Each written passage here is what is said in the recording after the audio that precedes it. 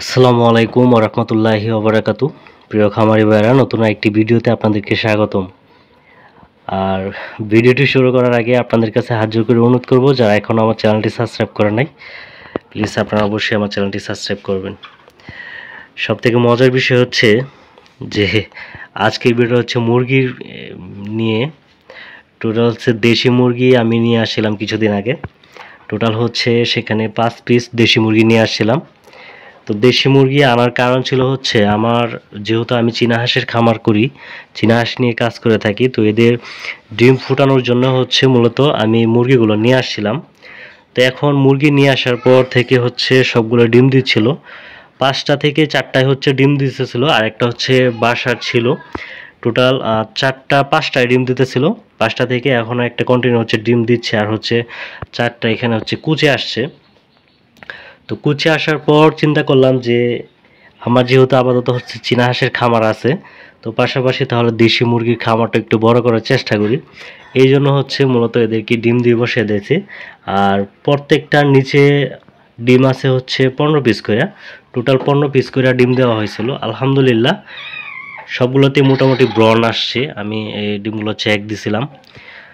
তো এখন থেকে হচ্ছে আপনারা কন্টিনিউ হচ্ছে চীনা হাঁসের পাশাপাশি দেশি মুরগিরও ইনশাল্লাহ ভিডিও পাবেন। আর মুরগিগুলো দেখেন, এই মুরগিটা হচ্ছে সব থেকে সুন্দর। এইটার মাথায় দেখেন টিকলি আছে, কত সুন্দর, মাশাআল্লাহ।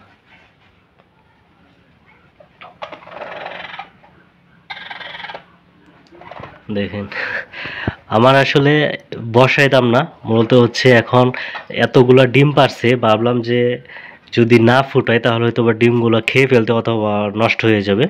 আমার বাসায় যেহেতু ইনকিউবেটরও নাই, ইনকিউবেটর থাকলে হচ্ছে মুরগির ডিমগুলো হয়তো বা সেখান দিয়ে ফুটানো যেত, আর মুরগির নিচে আমি আমার যে চীনা হাঁসের ডিমগুলো ছিল এগুলো দিয়ে দিতাম। কিন্তু আপাতত হচ্ছে চীনা হাঁসের ডিম চীনা হাঁসের নিচেই বসাইছি, আর মুরগির ডিম হচ্ছে মুরগির নিচেই দিয়ে দিলাম। ইনশাল্লাহ আশা করি যে এখান থেকে খুব ভালো পরিমাণে একটা প্রোডাকশন পাবো। আর এদেরকে হচ্ছে প্রতিটা দেখেন খুব সুন্দর করে বাসা বানিয়ে দিয়েছি। সবগুলো হচ্ছে কি করতো, যে ওই যে বাসাটা ছিল ওইটাতে হচ্ছে সবগুলো ডিম দিত। ডিম দেওয়ার পর দেখি যে অনেকগুলো ডিম এখান থেকে জমে গেছিলো, পরে এখান থেকে সংরক্ষণ করছিলাম রুমে। পরবর্তী দেখি যে একটা একটা করে আমার মুরগিগুলো হচ্ছে কুচে আসছে, তখন একটা একটা করে বসাই দিয়েছিলাম। এখন আলহামদুলিল্লাহ 4টা বসছে, আর হচ্ছে আরও একটা ডিম দিতেছে রানিং, ওইটারও ইনশাল্লাহ 3 থেকে 4 দিন পরে বসাই দেবো। তো ইনশাল্লাহ আশা করি যে সামনে আমার চীনা হাঁসের পাশাপাশি হচ্ছে দেশি মুরগির খামারটাও একটু বড় করি।